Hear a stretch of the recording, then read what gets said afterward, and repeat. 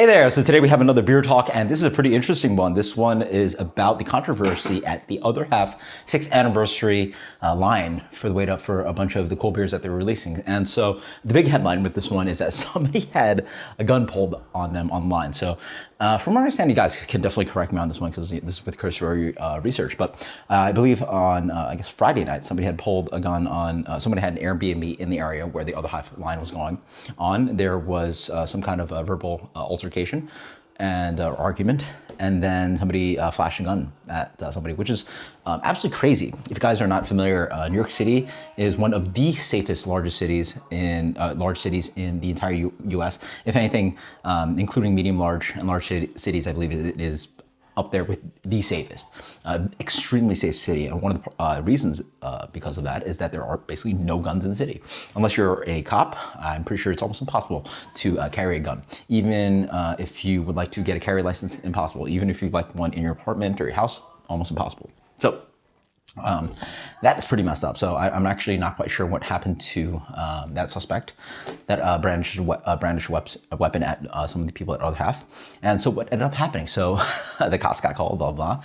And instead of what happened, and generally they give out wristbands much later in the day, and people end up, staying overnight and waiting 10, 12, 13 hours online.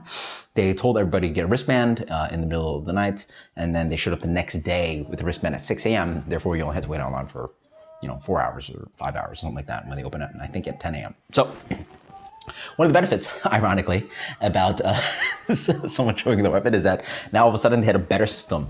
They had a better system where they actually gave out wristbands at a certain time, and then people showed up later and didn't have to wait that extra, 5, 6, 7, 8 hours. So again, it sort of shows that like how inefficient the way that a lot of hype breweries do it, but it sort of works out because it creates line culture. So you can't really tell, like, oh, by the way, you need to do a better line system because, it sort of creates what the, atmosphere of what Other Half beer is, because the lines are there and you don't have that, better system where it could be online sales or it could be wristbands beforehand or, some way, some system where it's a lot more efficient. But the other crazy thing is that also some people arguably are more offended by the fact that the front people on the Other Half line were a bunch of the line dudes. So these are people that are literally paid, I believe the going rate might be $15 an hour to stand online to get Other Half beer. And obviously people have some deep pockets to pay these people to wait earlier online for some Other Half beer. So that's also going on. And just pretty interesting stuff. I thought you guys would post some comments below about what you think. As for my opinions, I mean, obviously, I guess, watching my opinions, don't bring a weapon to New York City because you can't carry in New York.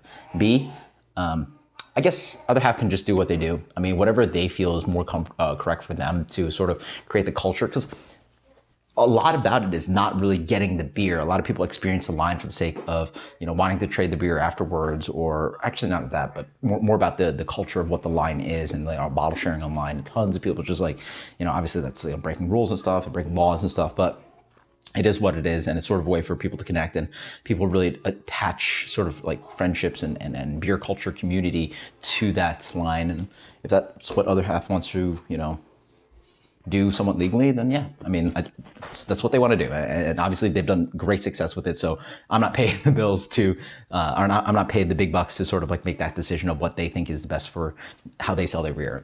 Whatever works for them, works for them. It obviously will not work for the general layman who just wants to show up and pick up a 4-pack and, not wait online. It's not going to work for you, but it is for the diehard geeks that want to sit around online. So it is what it is.